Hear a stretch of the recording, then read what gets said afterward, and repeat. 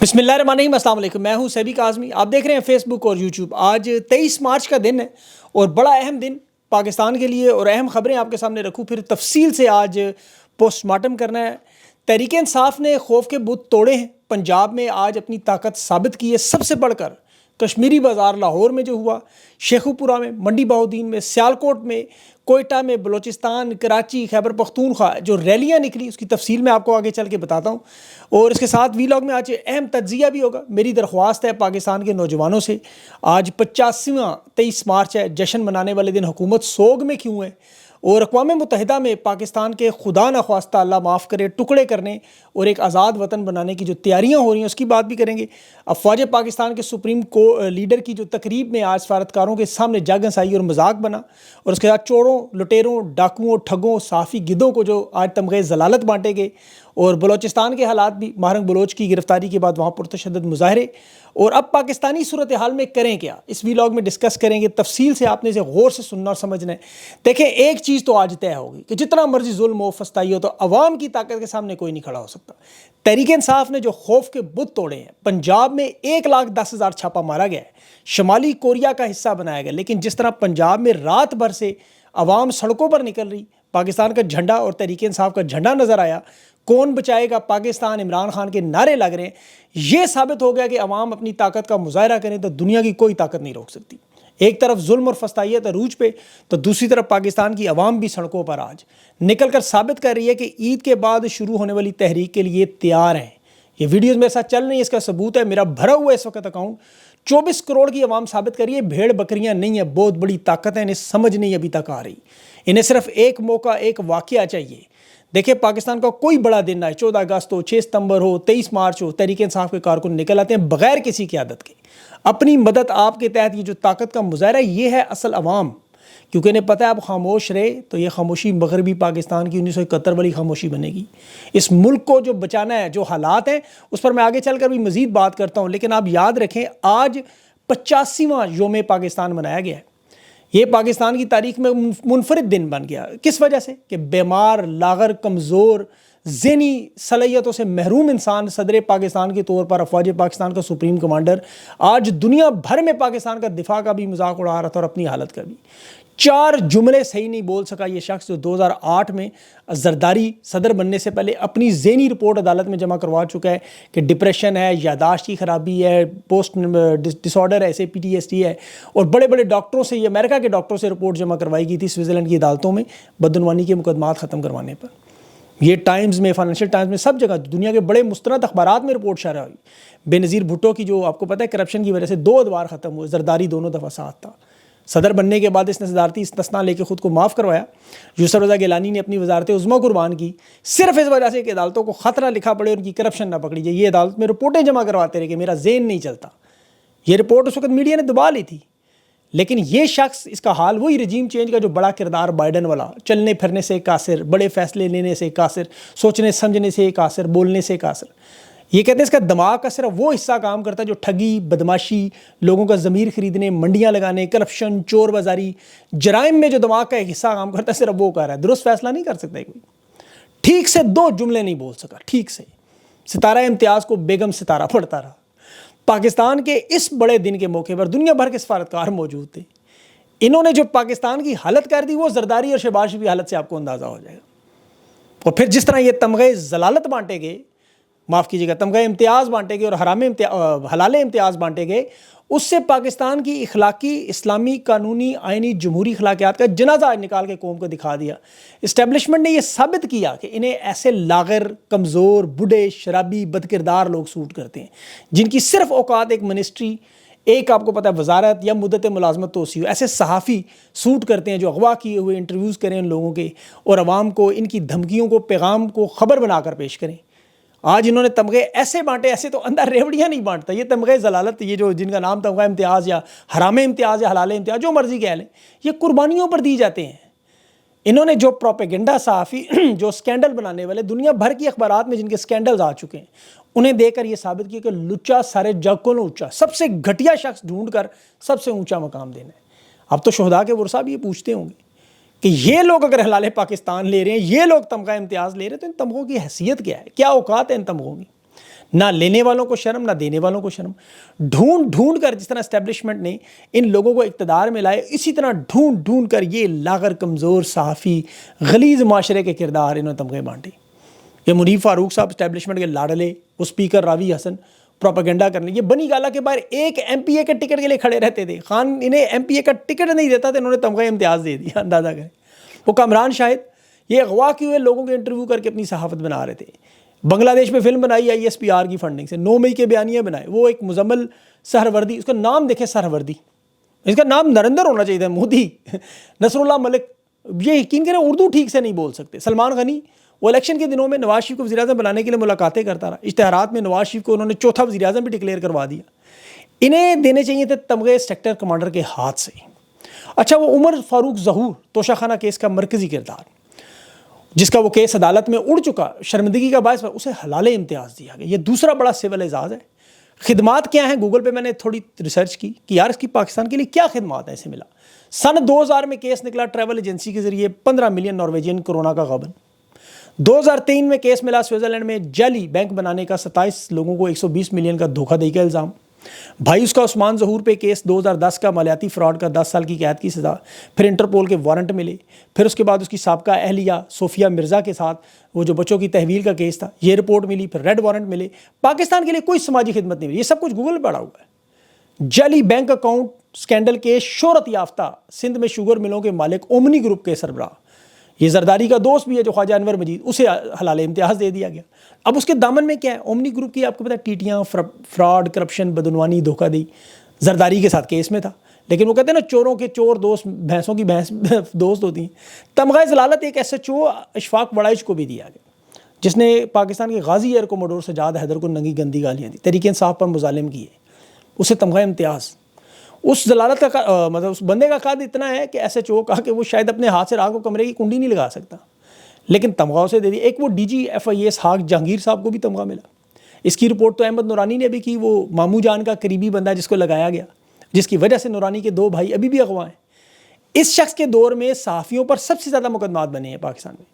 اور انسانی اسمگلنگ میں آپ دیکھیں, یہ یونان کی کشتی میں جو پاکستانی شہید ہوتے رہے, فوت ہوتے رہے, ڈنکیاں لگا لگا کے ڈوبتے رہے, وہ سارا اس کے دور میں, اسے 17 امتیاز مل گیا.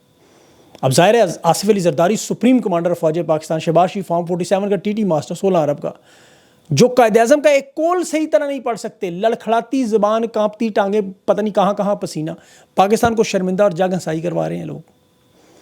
بیانات کیا ہیں؟ پاکستان دن دگنی رات چگنی شبانہ روز محنت, ہماری ترقی ہمالیہ کی K2 کی بلندیوں کو چھو رہی ہے. پاکستان دنیا کا سب سے پرامن اور جمہوری ملک.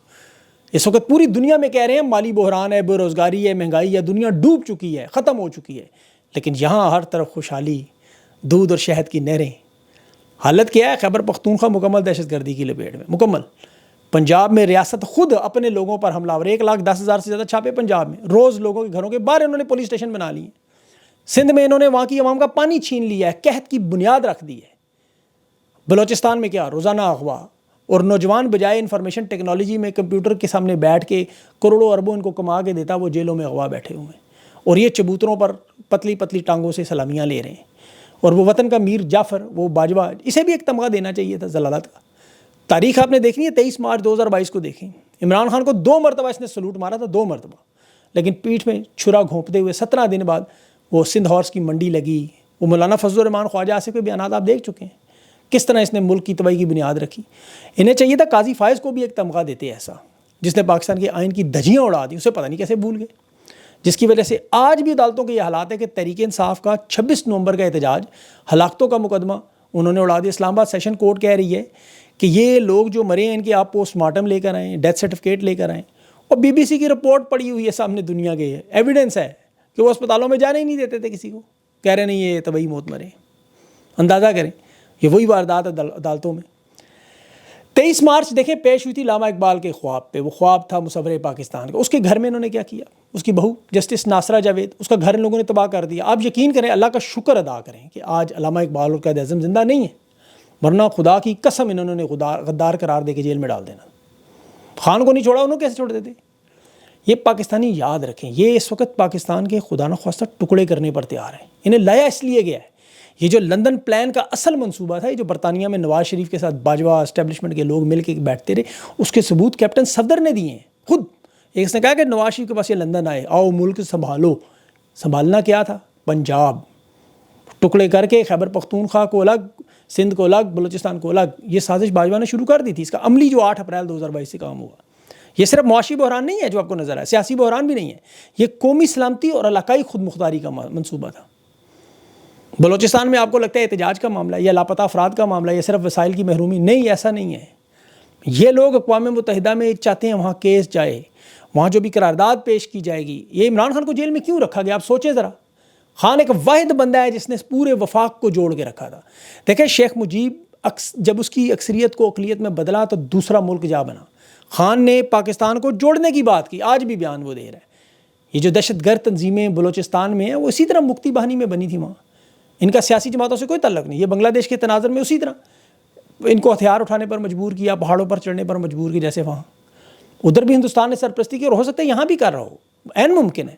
یہ ہندوستان کی آپ کو پتہ ہے اندرون خانہ ان کی اب ان کی بات چیت ہو چکی ہے، اس لیے اب اس مسئلے کو وہ چھیڑتے ہی نہیں، کیونکہ اصل مسئلہ بلوچستان میں تیل کی اسمگلنگ ہے۔ 30 روپے کا لیٹر تیل لے کے 300 کا بیچنا ہے، معدنی وسائل کو کوڑیوں کے بھاؤ بیچ کے کمیشن لینا ہے، قدرتی گیس، کوئلہ، تانبا، ان سب پہ انہوں نے ہاتھ صاف کرنا ہے۔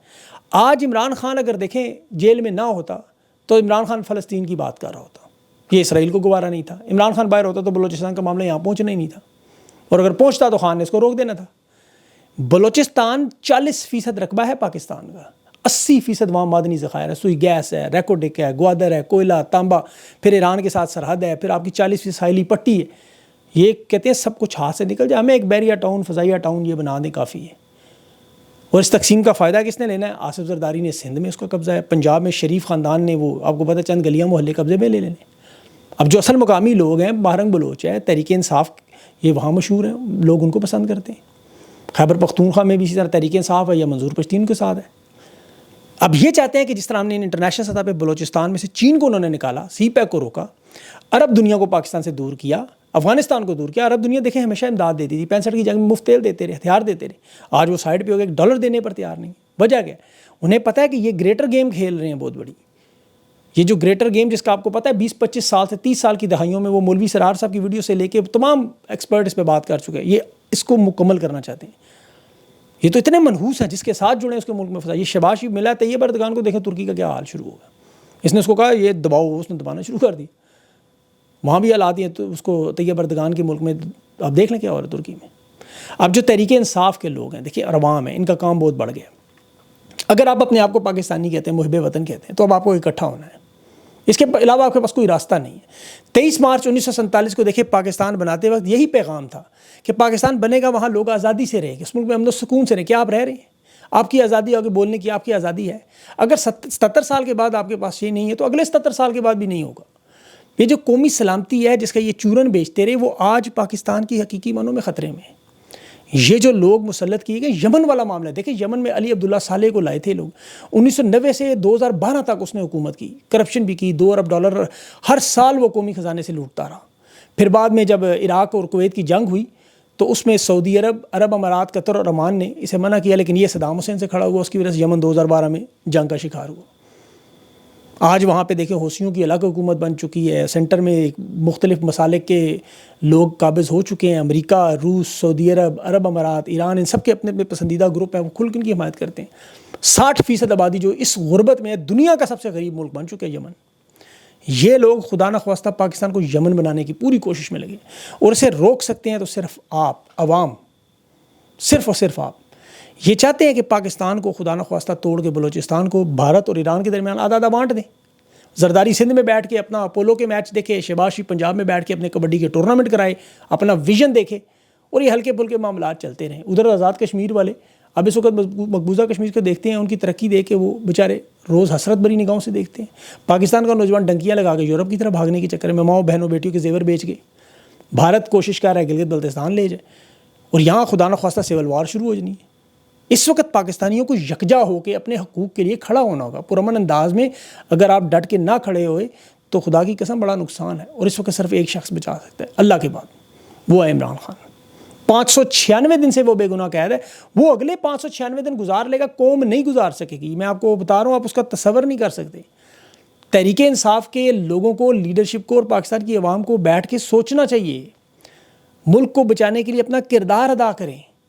وہ کردار آپ کیسے ادا کر سکتے ہیں؟ آپ یہ خوف اور فسطائیت کے بت توڑنے، دیکھیں ترکی میں بھی وہاں لوگوں کو مارا جا رہا ہے، پھینٹی لگائی جا رہی ہے، پولیس ظلم کر رہی ہے. ٹھیک ہے، ظلم اور فسطائیت 100% زیادہ ہے، لیکن جب تک آپ لوگ اس کا مقابلہ نہیں کریں گے، آپ لوگ سامنے نہیں کھڑے ہوں گے، آپ تعداد میں بہت زیادہ ہیں. بدر میں فرشتے مدد کرنے تب آئے جب وہ صحابہ باہر میدان میں نکلے. اگر وہ اس وقت میدان میں نہ نکلتے تو فرشتے کس کی مدد کرتے؟ اس لیے آپ لوگوں کو میدان میں نکلنا ہوگا. عید کے بعد یہ تحریک پہ اپنا عملی قدم بنانا ہوگا، تحریک انصاف کی قیادت کو لائے عمل دینا ہوگا، اور یہ عوام خود بھی کر سکتی ہے. یہ قیادت آپ کے پیچھے چلنا شروع ہو جائے گی. آپ کو کسی قیادت کی بڑے نام کی ضرورت نہیں ہے. اب تو کوئی بندہ ان میں رہا بھی نہیں جو ایسا جو آپ کو نکالنے کے قابل ہو. آپ لوگوں نے خود کرنا ہے. اس پیغام کو پھیلائیں، زیادہ سے زیادہ لوگ سمجھیں، اور آپ نے رہنا پرامن ہے. یقین کریں، آپ نے بالکل کسی قسم کے آپ انتشار اس معاملے کی طرف جانا.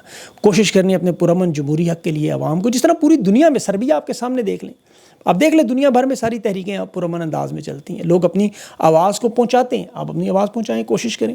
باقی اللہ تعالیٰ کا نظام ہے، آپ کو پتہ ہے، وہ جس طرح بہتر سمجھتا ہے اس طرح کرتا ہے. ایک سسٹم انسان سوچتا ہے ایک بات، ایک اللہ سوچتا ہوتا تو وہی ہے جو اللہ نے کرنا ہے. لیکن ایمان یہ ہے ہمارا، اطاع کراتے ہیں، عبادت کریں، اللہ کو یاد کریں، اور اس جد و جہد میں اپنا عملی قدم بڑھانے کی کوشش کریں. باقی اللہ پاکستان پہ اپنا رحم و کرم کرے، اس کو قائم دائم رکھے، ظالموں چوروں ڈاکوؤں سے اس ملک کو پاک رکھے اور صاف رکھے، اور اس سے جان چھڑائے ہماری. اپنا خیال رکھیں. اگلی ویلاگ تک کے لیے مجھے اجازت دیں. اللہ حافظ.